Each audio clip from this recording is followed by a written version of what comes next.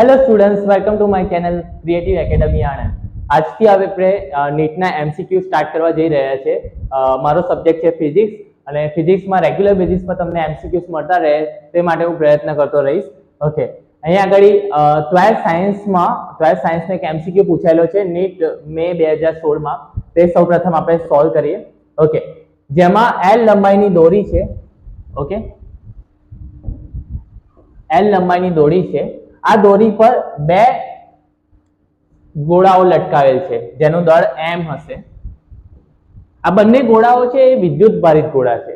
Okay, અને આ બંને ગોળાઓ પર અપાકર્ષણ બળ લાગે છે. અપાકર્ષણ બળ લાગે છે એનો મતલબ શું હશે કે બંને પોઝિટિવ હશે ઓર બંને નેગેટિવ હશે, રાઈટ? સો બંને પોઝિટિવ ઓર બંને નેગેટિવ હશે, બંને પર અપાકર્ષણ બળ લાગે છે. હવે થાય છે એવું કે થોડા સમય પછી એ વિદ્યુત ભારો પરથી વિદ્યુતભાર લીકેજ થવાનું ચાલુ થાય. આ વિદ્યુતભાર લીકેજ થવાનું ચાલુ થાય તો ઓબ્વિયસ વસ્તુ છે આ બંને વચ્ચેનું અપાકર્ષણ બળ ઓછું લાગશે. અપાકર્ષણ બળ ઓછું થશે એટલે બંને એકબીજાની નજીક આવશે. બંને એકબીજાની ધીમે ધીમે નજીક આવશે. આ બંનેનું અંતર d છે. ઓકે, તમને ક્વેશ્ચન એવો પૂછ્યો છે કે ગોળાઓ એકબીજાથી v વેગથી નજીક આવે છે, એકબીજાની નજીક આવે છે v વેગથી, અને ગોળા વચ્ચેનું અંતર x છે. ઓકે, તો શરૂઆતનું અંતર d હતું, જ્યારે એકબીજાની નજીક આવે છે ત્યારે તેમનું અંતર x થાય છે થોડા સમય પછી. તો x ગોળા વચ્ચેનું અંતર x અને વેગ v ના વિધેયને કયા સ્વરૂપે મળશે? કે વિધેયને કયા સ્વરૂપે મળશે? તમારા એમ ઓપ્શન છે a = a v ચલે છે x⁻⁻², b v is directly proportional to x inverse, c v is directly proportional to x⁻² and d v directly proportional to x. Okay, so start કરીએ. હવે તમે અહીંયા આગળ ઘોડો મેં બતાવ્યો છે. ઘોડા ઉપર પહેલામાં પહેલું કયા કયા પ્રકારના બળ લાગશે તમે 11 સાયન્સમાં શીખી ગયા હશે કે ઘોડા પહેલા તો આ જે દોરી પર છે એની પર તણાવ બળ t લાગશે, t ના કારણે. ઓકે, અને અહીંયા આગળ આ જે દોરી છે તે આ લંબ સાથે બનાવેલ ખૂણો થીટા હશે, રાઈટ? આ થીટા હશે તો અહીંયા આગળ z બને છે યુગ્મ કોણની જોડના અનુસાર આ પણ એક થીટા જ બનશે. ઓકે, સો હવે t છે, t ની બાજુની પાસેની બાજુ માટે આપણે t cos θ લઈએ છીએ અને સામેની બાજુ માટે આ આવશે t sin θ, right? Okay, t cos θ and t sin θ. Okay, નીચે વજન બળ mg જેટલું લાગશે, mg વજન બળ લાગશે, રાઈટ? હવે આ બંને વચ્ચે અપાકર્ષણ બળ લાગે છે. અપાકર્ષણ બળના કારણે આની ઉપર આ ગોળા ઉપર આટલું કેટલું kq² upon x², kq² upon x² જેટલું અપાકર્ષણ બળ લાગશે. ઓકે, આ કુલમના નિયમ પ્રમાણે તમને ખબર છે કે q1 q2 upon r². અહીંયા આગળ બંને પરનો વિદ્યુતભાર આપણે q લીધેલ છે, તો બંને પરનો વિદ્યુતભાર q છે એટલા માટે kq² upon r² જેટલું x² જેટલું અપાકર્ષણ બળ લાગશે. હવે આકૃતિની ભૂમિતિ પરથી આપણને ખ્યાલ આવશે કે t sin θ = શું હશે? kq² upon x², right? અને સેમ વે t cos θ શું બનશે? જો સમસ્થિતિમાં જોવા જઈએ x એક્સિસ પર t sin θ પોઝિટિવ x એક્સિસની ડિરેક્શનમાં લાગે છે, kq² upon x² negative x એક્સિસની ડિરેક્શનમાં લાગે છે. That means t sin θ = kq² upon x². તે જ રીતે t cos θ પોઝિટિવ y એક્સિસમાં અને mg નીચેની તરફ એટલે કે નેગેટિવ y એક્સિસ પર. સો t cos θ = mg. આ બંનેનું આપણે ડિવિઝન કરીશું, જોઈએ ભાગાકાર કરીએ તો t sin θ upon t cos θ = kq² upon x² upon mg, right? t cut થઈ જશે, sin upon cos બનશે tan θ. તો tan θ = kq² upon x² into mg, right? હવે આકૃતિની ભૂમિતિ પરથી આપણે tan θ નું સૂત્ર પણ બનાવી શકીએ. જો આટલું આખું ડિસ્ટન્સ આ બે ગોળા વચ્ચેનું ડિસ્ટન્સ x છે, તો આટલું શું થશે? x/2, અડધું ડિસ્ટન્સ, હાફ. ઓકે, tan θ એટલે શું થશે? સામેની બાજુ છેદમાં પાસેની બાજુ, ઓપોઝિટ upon એડજસન્ટ. તો સામેની બાજુ શું થશે? x/2 અને પાસેની બાજુ છે l, જે દોરીની લંબાઈ છે. આ છે દોરીની લંબાઈ l થશે એટલે x/2 upon l = x/2l, right? tan θ ની બંને સૂત્રો જે ફોર્મ્યુલા બન્યા એની લેફ્ટ સાઈડ રાઈટ સાઈડ બંનેની કમ્પેર કરીએ આપણે તો શું બનશે? કે q square upon x square into mg is equal to x upon 2l, right. x square પેલી બાજુ લઈ જઈએ, x ને સબ્જેક્ટ બનાવી દે તો s સ્ક્વેર ઇન્ટુ x મતલબ x ક્યુબ ઇક્વલ ટુ કે q square into 2l upon mg, right. Okay, અહીં k પણ અચળ છે, 2 પણ અચળ છે, l પણ અચળ છે, m દળ પણ અચળ છે અને ગુરુત્વ પ્રવેગ g પણ અચળ છે. એટલે કહી શકાય કે s ક્યુબ q સ્ક્વેર ચલે છે x ક્યુબ, રાઈટ. હવે સ્ક્વેર એ બાજુ લઈ જઈએ તો q ચલે છે x raise to 3/2. Okay, square એ બાજુ જશે તો સ્ક્વેર રૂટ થઈ જશે. સ્ક્વેર રૂટ ને આપણે ઘાતમાં 1/2 લખાય એવું તમને આઈડિયા હશે, તો x રેઝ ટુ 3/2. ઓકે, હવે મારે અહીં આગળ શું વેગ v સાથે કમ્પેર કરવાનો છે, મતલબ વેગ જોઈએ છે મારે, બરાબર. તો વેગ લાવવા માટે તમને યાદ હોય કે તત્કાલીન વેગનું એક સૂત્ર હતું જે 11 સાયન્સમાં ભણી ગયા. તત્કાલીન વેગ શોધવાનું સૂત્ર v = dx / dt. તો અહીંયા આગળ v = dx / dt લાવવું પડશે, dx / dt. તો dx / dt લાવવા માટે તમને આઈડિયા આવી ગયો હશે, બંને બાજુ શું કરવું પડે, વિકલન કરવું પડે. સારું, બંને બાજુ વિકલન કરી. શાના સાપેક્ષે વિકલન કરીશું? સમયના સાપેક્ષે. તો dq/dt ચલે છે, ઓકે, 3/2 આગળ આવશે, પાવર આગળ ને પાવરમાંથી 1 માઈનસ. Okay, into dx/dt. આ તમારો ચેન રૂલ. ઓકે, x⁵3/2 નું વિકલન થશે, ઘાત આગળ, ઘાતમાંથી 1 ઓછો, અને dx/dt આ ચેન રૂલ પ્રમાણે x નું પણ વિકલન કરવું પડે. dx/dt શું થઈ જશે? તમારો વેગ થઈ જશે. હવે અહીંયા આગળ આ ટર્મમાં તમે જોવા જશો ને તો આ જે dq/dt છે એ શું છે? વિદ્યુતભાર દર થવાનો, વિદ્યુતભાર લીક થવાનો દર. dq/dt મતલબ વિદ્યુતભાર કેટલા દરથી લીક થાય છે સમયની સાપેક્ષે, બરાબર, એ છે. હવે અહીંયા આગળ લખેલું છે કે એ dq/dt અચળ સમાન દરથી લીક થાય છે. સમાન દરથી લીક થાય છે, ધેટ મીન્સ આટલો પદ શું છે? અચળ છે. ઓકે, સો આપણે આટલું કોપી કરી લઈએ.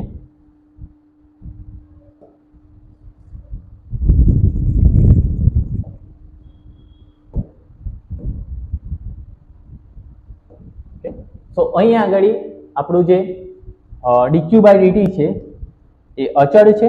ઓકે, તો આ અચળ લઈ લઈશું આપણે, ચલે છે. 3/2 પણ અચળ છે, એને પણ લખવાની જરૂર નથી. x⁵3/2 - 1, 3/2 - 1 શું થઈ જશે? x⁵1/2 ઇન્ટુ dx/dt ની જગ્યાએ આપણે વેગ v લખી શકીએ, x⁵1/2. ઓકે, આ બાજુ મલ્ટીપ્લિકેશનમાં છે, ગુણાકારમાં, એ બાજુ જશે તો ભાગાકારમાં. એટલે અચળના છેદમાં x⁵1/2 ચલે છે v. સો v ચલે છે x⁻⁻1/2, રાઈટ. તો તમારો આન્સર તમારો થશે a, v ચલે છે x⁻⁻1/2. હવે આપણે બીજો એમસીક્યુ જોઈશું. હવે અહીંયા આગળ હાઇડ્રોજનના બે પરમાણુની વાત કરી છે. હાઇડ્રોજનના પરમાણુમાં પ્રોટોન અને ઇલેક્ટ્રોન રહેલો હોય તો તમને ખ્યાલ હશે. ઓકે, તો પ્રોટોન અને ઇલેક્ટ્રોન પરનો જે વિદ્યુતભાર છે ને કંઈક અંશે જુદો પડે છે. પ્રોટોન પરનો વિદ્યુતભાર અને ઇલેક્ટ્રોન પરનો વિદ્યુતભાર જુદો પડે છે. ઇલેક્ટ્રોન પરનો વિદ્યુતભાર અહીંયા આગળ આપેલું છે -e છે. ઓકે, અને પ્રોટોન પરનો વિદ્યુતભાર છે E + ΔE. ઓકે, તો એના કારણે બંને વિદ્યુતભારો જુદા છે, એના કારણે ΔE જેટલો વિદ્યુતભાર બંને પરમાણુ પર રહેલો હશે.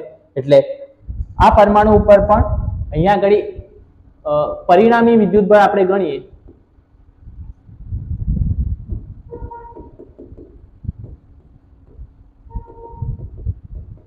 પરિણામી વિદ્યુતભાર આપણે જોઈશું અહીંયા આગળ તો -e એ ઇલેક્ટ્રોન પરનો વિદ્યુતભાર, પ્રોટોન પરનો E + ΔE. That means E cancel થઈ જશે. ΔE જેટલો પરિણામી વિદ્યુતભાર બંને એની ઉપર છે, બંને હાઇડ્રોજનના પરમાણુ પર. હવે તમને ખ્યાલ આવશે કે બંને પર ΔE જેટલો વિદ્યુતભાર રહેલો છે તો કુલમના નિયમ પ્રમાણે બંને પર વિદ્યુત બળ ઉદ્ભવશે, અપાકર્ષી પ્રકારનું બળ ઉદ્ભવશે. ઓકે, સો Fe જેટલું બળ આ દિશામાં લાગશે, અહીંયા પણ Fe જેટલું બળ આ દિશામાં લાગશે. Okay, right. હવે ન્યૂટનના નિયમ પરથી ગુરુત્વાકર્ષણ બળ પણ લાગતું હશે. ગુરુત્વાકર્ષણ બળ આકર્ષી પ્રકારનું છે એટલે આની પર આ દિશામાં, આની પર આ દિશામાં, બરાબર. Fg જેટલું ગુરુત્વાકર્ષણ બળ લાગશે. હવે ક્વેશ્ચનમાં કહે છે કે આ બંનેનો સરવાળો ગુરુત્વાકર્ષણ બળ અને વિદ્યુત બળ બંનેનો સરવાળો શૂન્ય થાય છે. બરાબર, એનો મતલબ બંને એકબીજાની વિરુદ્ધ દિશામાં લાગે છે, બંનેનો સરવાળો શૂન્ય થાય છે. એટલે એનો મતલબ કે બંનેનું મૂલ્ય સરખું હોવું જોઈએ. એટલે ગુરુત્વાકર્ષણ બળ અને વિદ્યુત બળનું મૂલ્ય સરખું હોવું જોઈએ. That means Fg equal to Fe, right? Okay, હવે ગુરુત્વાકર્ષણ બળનું મૂલ્ય તમને ખબર હશે. ગુરુત્વાકર્ષણ બળનું સૂત્ર શું આવશે? ઓકે, ગુરુત્વાકર્ષણ બળનું સૂત્ર આવશે G, ઓકે, ઇલેક્ટ્રોન માટે Me અને પ્રોટોન માટે Mp, G m1 m2 upon r². આ બંને વચ્ચેનું અંતર d છે તો d² લખીશું આપણે, ઇક્વલ ટુ Fe પણ આપણને ખબર છે કે કુલમના નિયમ પ્રમાણે કે q1 q2 upon r². તો એ જ રીતે અહીંયા આગળ ડેલ્ટા E આવશે કે delta E into delta E upon r ની જગ્યાએ અંતર d² લખીશું આપણે. ઓકે, તો G me mp upon d² કે delta E into delta E upon d². આપણે શું શોધવાનું છે? ડેલ્ટા E નું મૂલ્ય શોધવાનું છે. ડેલ્ટા E, તો ડેલ્ટા E ને સબ્જેક્ટ બનાવી દઈએ તો delta E² equal to, right, G me mp d² ડિનોમિનેટરમાં એટલે છેદમાં છે એ બાજુ જશે તો અંશમાં જશે, d² upon, ઓકે, upon આવશે k આવશે into d², right? d² cut થઈ જશે તો ડેલ્ટા E² નો એક ફોર્મ્યુલા મળે છે અહીંયા આગળ આપણને, G me mp upon k. બસ હવે ગુરુત્વાકર્ષણ બળનો અચળાંક, ઇલેક્ટ્રોનનું દળ, પ્રોટોનનું દળ અને k ની વેલ્યુ પુટ ડાઉન કરી અને આપણે શોધી લઈએ. તમને બધાની વેલ્યુ તો તમને આઈડિયા હશે જ કે ગુરુત્વાકર્ષણ બળનો અચળાંક એની વેલ્યુ છે 6.67 into 10⁻11, રાઈટ? ઇન્ટુ પ્રોટોનનું દળનું 1.67 into 10⁻27. ઓકે, હવે એ બે વખત છે એટલે એનો સ્ક્વેર લખી શકાય, આપણે સ્ક્વેર લખી શકીએ, રાઈટ? k ની વેલ્યુ થશે 9 into 10⁹. વિદ્યુત જે કુલમનો નિયમ હતો એમાં તમે k ની કિંમત શીખી ગયા હશો, 9 into 10⁹, રાઈટ? હવે 1.67 છે એને આપણે 2 કન્સિડર કરી દઈશું. ઓકે, અને 6.67 જે છે એને આપણે કન્સિડર કરીશું 7, કેમ કે આપણી પાસે કેલ્સી તો ત્યાં અલાઉડ હશે નહીં, એટલા માટે આપણે એને એપ્રોક્સ વેલ્યુ ફાઇન્ડ આઉટ કરી દઈશું. ઓકે, તો 7 into 10⁻11 into 1.67 મતલબ 2² તો શું થઈ જશે? 4. 10⁻27² -27 into 2 10⁻54 upon 9 into 10⁹, રાઈટ? હવે 10⁻54 -11 10⁻66 પ્લસ 9 ઉપર જશે એટલે -9 10⁻74. અહીંયા આગળ સમથિંગ આવશે 10⁻74. ઓકે, આપણે અહીંયા આગળ ઘાત વધારે જોવાની છે. 10 ની ઘાત કેટલી આવશે? અહીં 10 ની -74 ઘાત આવી. 10 ની -74 ઘાત તો ક્યાંય જવાબ છે નહીં, પણ અહીંયા આગળ જે મળે છે ડેલ્ટા E² મળે છે. મારે સ્ક્વેર નથી શોધવાનો, ખાલી ડેલ્ટા E નું મૂલ્ય શોધવાનું. એટલે સ્ક્વેર એ બાજુ જશે તો સ્ક્વેર રૂટ. ઓકે, તો ડેલ્ટા E આપણને મળશે, સ્ક્વેર રૂટ કરીશું આનું -74, તો -74 ની જે ઘાત છે હાફ થઈ જાય, અડધી થઈ જાય. -74 ની ઘાત થઈ જશે -37, તો 10⁻37. તો તમારો ફાઇનલ આન્સર આવશે આન્સર C, અને એ છે 10⁻37. ઓકે, તો આ તમારો ફાઇનલ જવાબ રહેશે. હવે આપણે ત્રીજો એક પ્રશ્ન જોઈએ જે નીટ 2019 માં પૂછેલો છે. એમાં એવું છે કે એક ધાતુનો એક પોલો ગોળો આપેલો છે કેપિટલ R ત્રિજ્યાનો, મતલબ આ એક ધાતુનો ગોળો છે, એની ત્રિજ્યા અહીંયાથી આપણે લઈએ તો આ કેપિટલ R આપેલી છે, આ કેપિટલ R આપેલી છે. ઓકે, હવે સ્મોલ r એવી રીતે લઈશું, ધીમે ધીમે જે સ્મોલ r જે વધતું જશે, બરાબર? આ રીતે r વધારતા જવાનું સ્મોલ r, અને એ r અંતરે વિદ્યુત ક્ષેત્રનું મૂલ્ય શું જોવા મળે છે? ઓકે, તો આપણે પહેલા આ જે નિયમિત ગોળો છે જે રેડ આકારનો છે, આ નિયમિત વિદ્યુત ભારિત ગોળો છે, નિયમિત વિદ્યુત ભારિત ગોળો. ઓકે, હવે આ નિયમિત વિદ્યુત ભારિત જે ગોળો છે રેડ કલરનો, ઓકે, તો ઉપરના ભાગમાં જ એક પોલો ગોળો છે, અંદર કશું છે નહીં, અંદર કોઈ પ્રકારનો વિદ્યુત ભાર નથી. તો અંદર જે આ એક ગાઉસિયન પૃષ્ઠ વિચારો, ગાઉસિયન પૃષ્ઠ. ઓકે, હવે આ ગાઉસિયન પૃષ્ઠ વડે કોઈ વિદ્યુત ભાર ઘેરાતો નથી. ઓકે, તો ગાઉસના નિયમ પ્રમાણે જ્યારે કોઈ ગાઉસિયન પૃષ્ઠમાં કોઈ વિદ્યુત ભાર ઘેરાતો નથી તો ત્યારે તે ગાઉસિયન પ્રૂફ સાથે સંકળાયેલ વિદ્યુત ફ્લક્સ શૂન્ય હોય છે, અને વિદ્યુત ફ્લક્સ શૂન્ય હોય છે એટલા માટે વિદ્યુત ક્ષેત્ર પણ શું થશે? શૂન્ય થશે. એટલે સ્ટાર્ટિંગમાં જોઈશું તો વિદ્યુત ક્ષેત્ર શું આવશે? શૂન્ય. ઓકે, ગોળાની સપાટી પર આ બિંદુએ વિદ્યુત ક્ષેત્ર બનશે મેક્સિમમ, મેક્સિમમ બનશે વિદ્યુત ક્ષેત્ર. હવે જેમ જેમ આગળ વધતા જઈશું એમ આ સ્મોલ r અંતર વધતું જશે. ઓકે, અને જેમ જેમ આગળ વધીશું તેમ તેમ કુલમ્બનો નિયમ છે kq/r². વિદ્યુત ક્ષેત્ર માટેનું મૂલ્ય E=kq/r² છે. તો kq/r² પ્રમાણે ઘટતું જશે. ઓકે, આ રીતે. સો શરૂઆતના ગાળામાં એટલે r નું અંતર છે, આ કેપિટલ R મતલબ આ ગોળાની ત્રિજ્યા કેપિટલ R. તો કેપિટલ R માટે વિદ્યુત ક્ષેત્ર શૂન્ય રહેશે, અને r greater than capital R માટે ધીમે ધીમે શું થશે? વિદ્યુત ક્ષેત્રનું મૂલ્ય ઘટશે. ઓકે, તો એનો આન્સર r વધે c રહેશે. r વધે તેમ તે શૂન્ય રહે છે, અને r ગ્રેટર ધેન r માટે r વધે તેમ તે વિદ્યુત ક્ષેત્ર શું થાય છે? ઘટે. તો આન્સર તમારો આવશે c. નીટ 2019 માં પૂછાયેલો છે કે બે રેખીય વિદ્યુતભારો આપેલા છે. ઓકે, એકની રેખીય વિદ્યુતભાર ઘનતા +λ કુલમ્બ પર મીટર છે, અને બીજીની રેખીય વિદ્યુતભાર ઘનતા છે -λ કુલમ્બ પર મીટર.